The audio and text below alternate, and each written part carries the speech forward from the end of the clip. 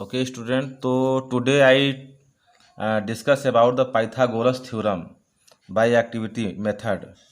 तो देखिए इसको एक्टिविटी मेथड से हम कैसे पाइथागोरस थ्योरम को वेरीफाई करेंगे।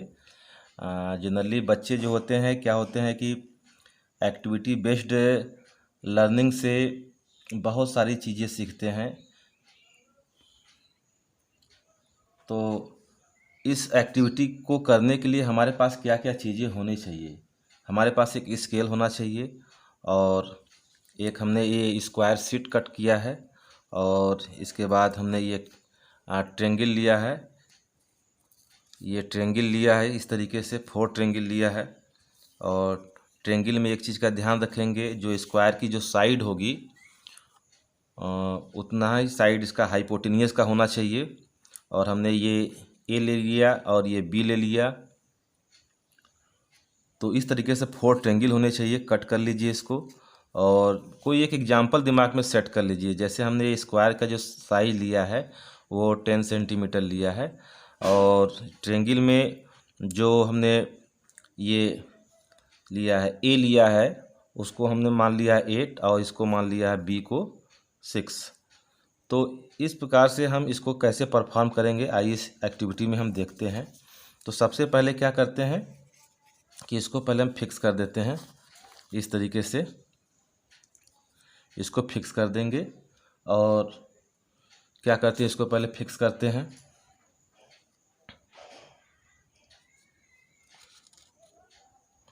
इस एक्टिविटी में हम करके देखते हैं कैसे।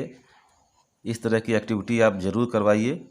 ये एक्टिविटी जो बेनिफिशियल है किस क्लास के लिए, 7th के लिए, 8th के लिए और 9th के लिए, 10th के लिए, सभी क्लास के लिए ये बेनिफिशियल है। तो इस एक्टिविटी को आप ज़रूर परफॉर्म करवाइए बच्चों से।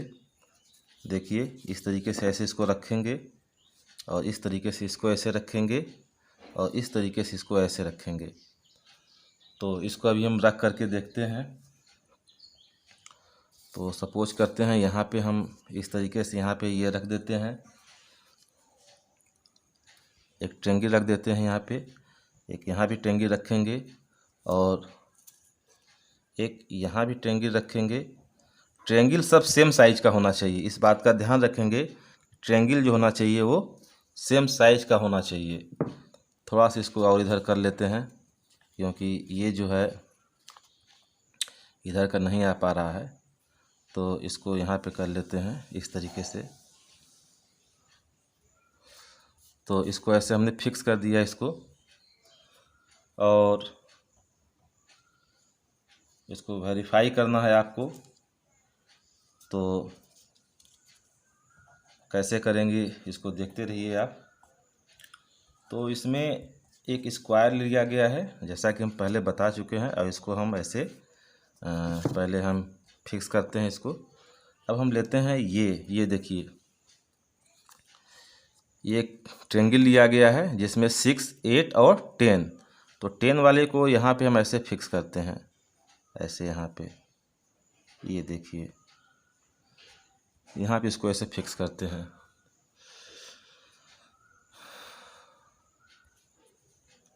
ये हो गया।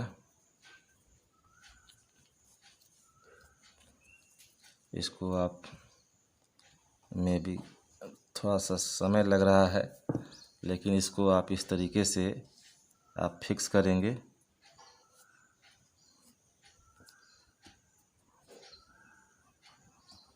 और फिर दूसरा हम इधर एक पेस्ट कर देते हैं।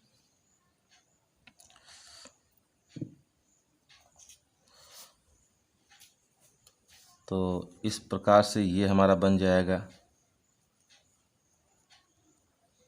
तो इसको आप ऐसे फिक्स कर दीजिए। मीन्स 4 ट्रेंगल को इसके कॉर्नर पे हमें फिक्स करना है।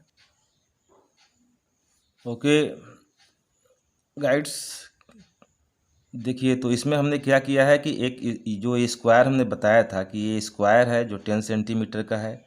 इसमें हमने 4 ट्रेंगल्स को हाइपोटेनियस के अलॉन्ग इसको क्या किया है, एक यहाँ पे फिक्स किया है, एक यहाँ पे फिक्स किया है और एक यहाँ पे फिक्स किया है, एक यहाँ पे फिक्स किया है। तो ये हमने माना है, ये मान लीजिए 8 है, इसको हमने बी माना है, और ये वाला जो परपेंडिकुलर लेंथ है इसको ए हमने माना है, और फिर ये बी हो गया, और फिर ये ए हो गया। तो अगर हम देखें तो ये हमें कौन सा शेप दिखाई दे रहा है, यहाँ से यहाँ तक ये भी हमें स्क्वायर दिख रहा है। ओके, तो ये स्क्वायर दिख रहा है, तो स्क्वायर में अब इसकी जो साइड है वो कितनी हो जाएगी, इस स्क्वायर की साइड कितनी हो जाएगी, ए प्लस बी। तो ए प्लस बी हो जाएगा, तो इसका हम वेरीफाई करेंगे तो कितना हो जाएगा, ये ए प्लस बी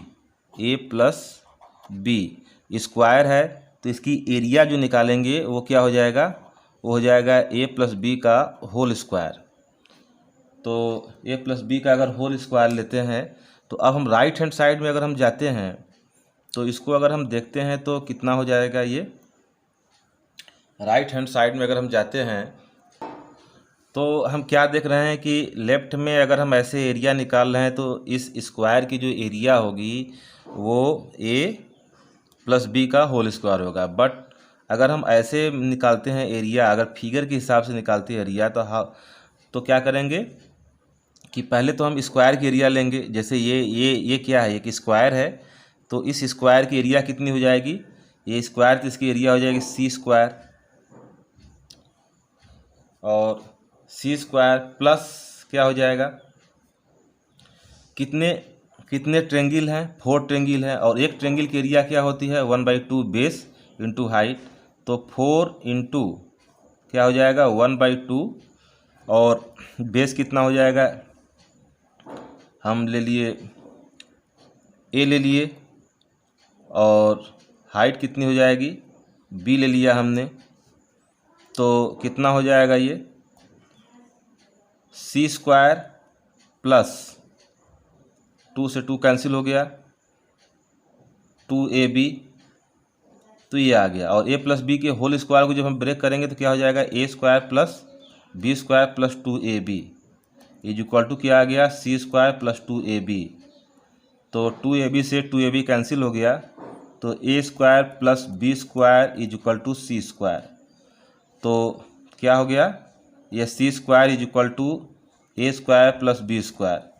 तो आप क्या देख रहे हैं कि पाइथागोरस थ्योरम जो कि हम एक ट्रेंगल के लिए लिए थे, उस ट्रेंगल के लिए क्या था, C square is equal to A square plus B square.